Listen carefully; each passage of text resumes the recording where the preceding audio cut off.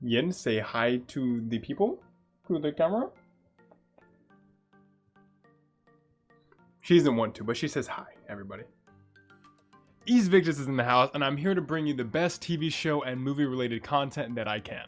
Today we are going to be talking about what happened to Mako after the Legend of Korra series ended and concluded. If you haven't already subscribed, then what are you waiting for? I put out 2 videos weekly, and it's all about TV show and movie related topics. Hit that button so you can help the channel grow, as well as not miss all of my content. Speaking of all that, let's just get into the video right now, shall we? Mako, if anything, has been one of my personal favorite characters in the entire show. His character arc, although kind of lame and full of weird hiccups, was still very nice to watch. Especially the ongoing love triangle that he found himself in with Asami, Korra, and at the beginning, Bolin as well.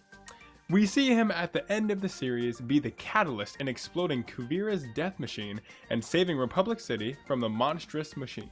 In doing this, he almost killed himself and was injured, and after that, we don't get any story at all of what happened to him or what he's doing now.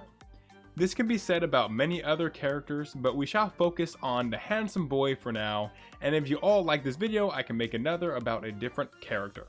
With that said, let's talk about what this boy did after the fact. So after the incident, and even with his injuries still healing, he came back to work for Lin on her Triad task force as a detective. Believe it or not, he was actually partnered up with Bolin, which he was actually unhappy about. So the different factions of bad guys and those who practiced not good doery were fighting over the parts of Republic City that weren't squashed to rubble by that mecha suit.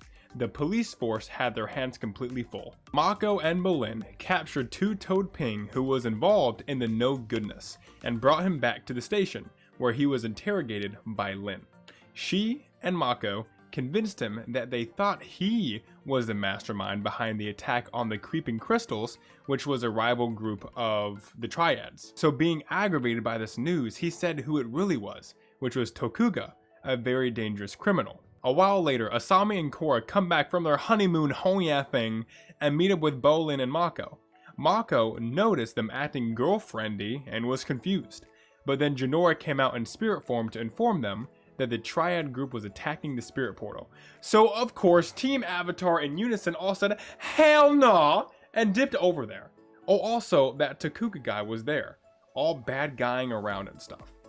Mako arrived on the scene and went right after the crime boy, who bested him in combat. Then Bolin had to save him, which made Mako realize he was a good partner to have and thanked him for it. Fast forward, and Mako and Bolin are talking to Lin about who brought out the Triads, which they thought was Wanyan Kum. She refused this, saying he's too powerful and well connected to get to, so they both thought to go find Ping in his jail cell and question him instead. They remembered back to how they used to pass around information when they used to be a part of the Triads long ago, and questioned Ping about it. When he didn't answer, Mako took that as a yes, so they went to find the middleman, whose name was Scoochie, who was bad copped by Bolin and flung against the wall when he didn't answer Mako, who calmed Bolin down and calmly got information on the hideout they were searching for, with Tokuga seemingly inside. When Bolin, Mako, and Lin all busted in that night, they were bamboozled. The entire warehouse was full of dummies and set to explode. Mako told the others to run as he defended the flames the best he could with his firebending as the explosion blasted down the whole warehouse. It had been a ruse. They tried going to where Wanyang worked, but they were turned away and escorted out by security, which one of the security boys asked if he was in trouble, which they said they weren't sure yet. He then told them that Wanyang didn't like the police screwing around with his private affairs, and they took that as a yes to him being a part of the no-do-goodery. Asami Sato at this point was thought to be kidnapped by a member of the Creeping Crystals. Korra, Mako, and Bolin stormed into a Creeping Crystal affiliate's house called Jorgala, but were all sad to see that Asami was not there. Shortly after, Mako got a call that the police department was being attacked by the triple threats, and they rushed over immediately. As they arrived, they fought with the new present Tokuga, who said that Kum was now under his control and a prisoner on his airship, hinting also to having Asami as well. Korra went into the Avatar state to get the real answer, which was a yes. They then stormed out of there to go get their friend. They tracked down the Creeping Crystal's hideout and formed an alliance with Jargala to take down Takuga. They then attacked his triple threat forces very close to a spirit portal where he had Asami. Takuga escaped sadly and they couldn't find him, but thankfully they got Asami without being harmed. A bit afterwards, Bolin resigned from the police force, saying he didn't want to be tied down, which is just so Bolin, I understand that. So after all of that, there is some stuff that happens with the Earth Kingdom and Team Avatar, and I'll sum it up for you all. Basically, there is another bad boy called Guan, and his forces kidnapped Mako, Bolin, and Asami and brainwashed them. They now were loyal soldiers and would do as they were told. Oh, and they were brainwashed with Dai Li tactics, by the way, of course. After they were saved by Korra and some others, Kuvira tried to use the device to brainwash them again after feigning surrender, but was taken down in the end. Sometime later, after that, Kuvira took responsibility for her actions and finally pleaded guilty and was taken into custody. Mako, after these adventures, kept on being a detective and working under Lin Beifong, where he had many more interesting things happen between him and the rest of Team Avatar.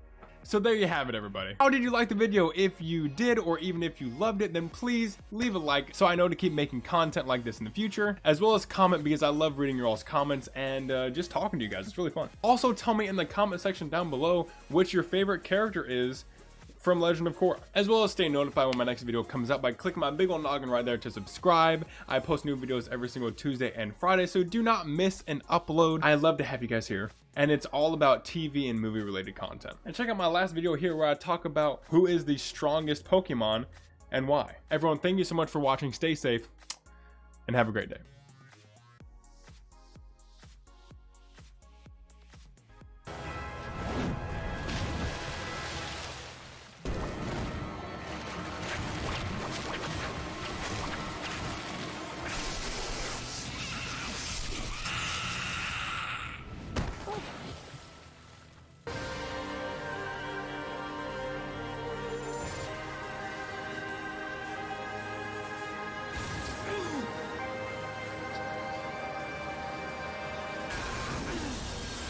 Must be the Avatar. Mako told me so much. You are even more beautiful than I imagined. Actually, that's Asami.